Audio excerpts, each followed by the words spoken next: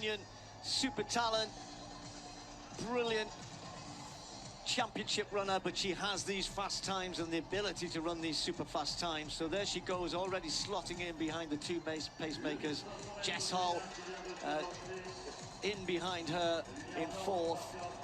Then the others decide to try and find out where they want. Gallant, you just have to be careful, because Gallant in the yellow and black, if that's the best way I can describe it, just ahead of Laura Muir, is pacing kind of a second race in this.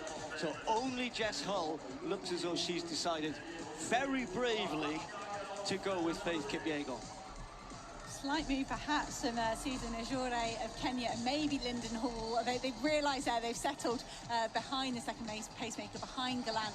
Brave running as always from Jessica Hull. She's fearless every time she races. She's stuck to the heels of Faith Kipyegon. The two pacemakers, they're ahead of the lights at the minute through the first lap, 61. That's okay, that's faster than Faith Kipyegon went through in her world record. So very, very much on, but the pace will fluctuate ever so slightly as we move through the laps.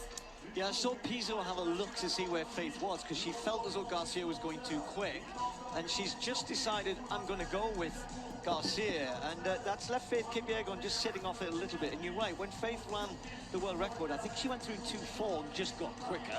Or basically her last 800 she ran in about 2 minutes. Now, I don't know if that's the same Faith Kipyegon we're going to see here.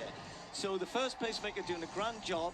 The second one, Pizzo, already looking a little tired, but maybe just waiting for Kipyegon, who's just hanging around with the lights. But the gap between Kipyegon and Jess Hull and the rest is already quite large.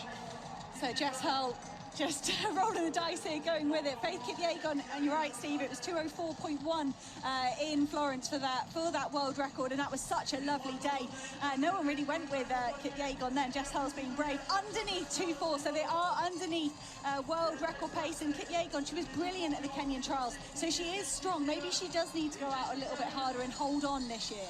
But this is interesting, isn't it? Because the pacemaker can't go beyond 800 meters. We did have two hoping to get to 1,000. So Faith has got a decision to make here. She might not have expected to have company at this point.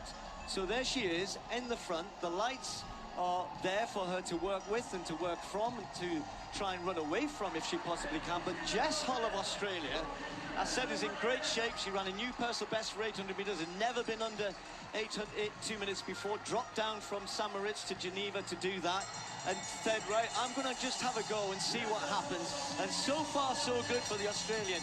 Lyndon Hall and Laura Muir in third and fourth at the moment, but a long, long way behind these two. Now, Faith Kipyegon has not gone away yet. She's not made the big move. Surely that's to come. Jess Hull's trying to hang on. This is phenomenal from the Australian. Hanging on to Faith Kipyegon, who still hasn't broken it. Now, finally, a little bit of daylight. The pain started to be etched on the face of the Australian. She needs to stay strong. Surely we'll be rewarded with something good here. Now it's all about Faith Kipyegon.